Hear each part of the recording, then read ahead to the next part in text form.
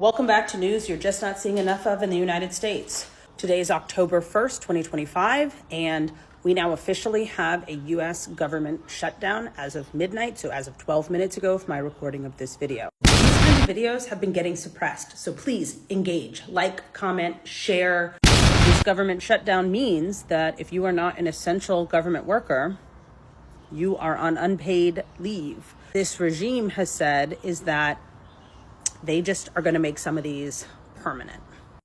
We also had about 150,000 federal employees who had accepted Trump's leave plan that are now gone, permanently gone from the federal government. That level of brain drain that we've just lost in America, we may not feel it in this moment, but we are going to feel this, and we're going to feel it for generations. We have now reached the part of the chat where we are on a steaming train right into a brick wall. There is going to be an explosion. No more if. September 30th, 2025, the Trump administration spoke to 800 of the top brass of our military, admirals, and generals from all over the world that they called home to Quantico in an unprecedented meeting to essentially do a loyalty test. Get on board with our new vision, or leave and forfeit your rank, your retirement, and everything else. So do as we say, commit to us, or lose everything you've worked for. This new vision is that the Department of Defense is no longer. We are the Department of War, and war is what we will wage. And part of war is American cities. I need you to hear me.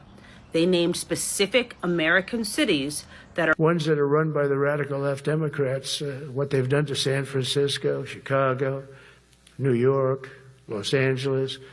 They're very unsafe places, and we're going to straighten them out one by one. And this is going to be a major part for some of the people in this room. That's a war, too. It's a war from within. Controlling the physical territory of our border is essential to national security.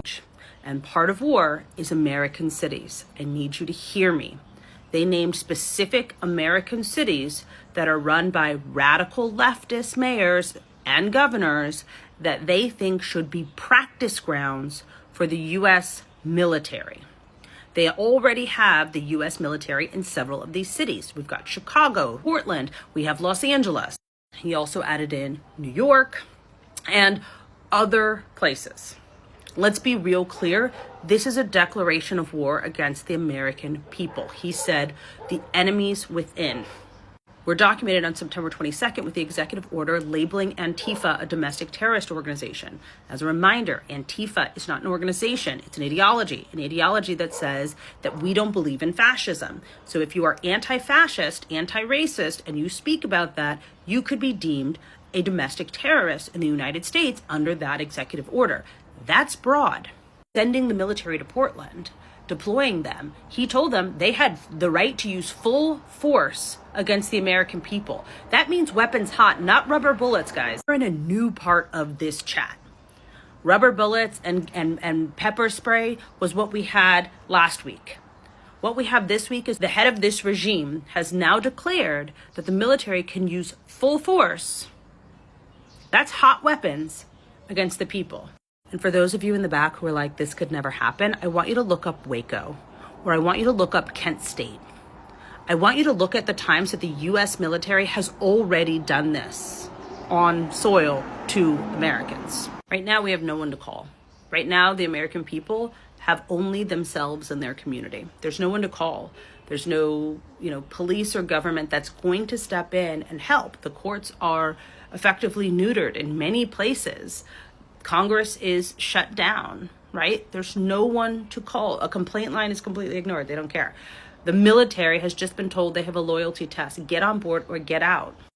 The women of the military were just told that the standard is a male standard. And if you can't reach that male standard of fitness, get out. Stick around for part 2, because I'm going to give you some things that you need to do right now to protect yourself and your family to make sure that you can make a clean exit. There are 5 documents that you need to have, and I'm going to tell you all about them in part 2. So like, follow, share, make sure this information gets out, and come back for part 2.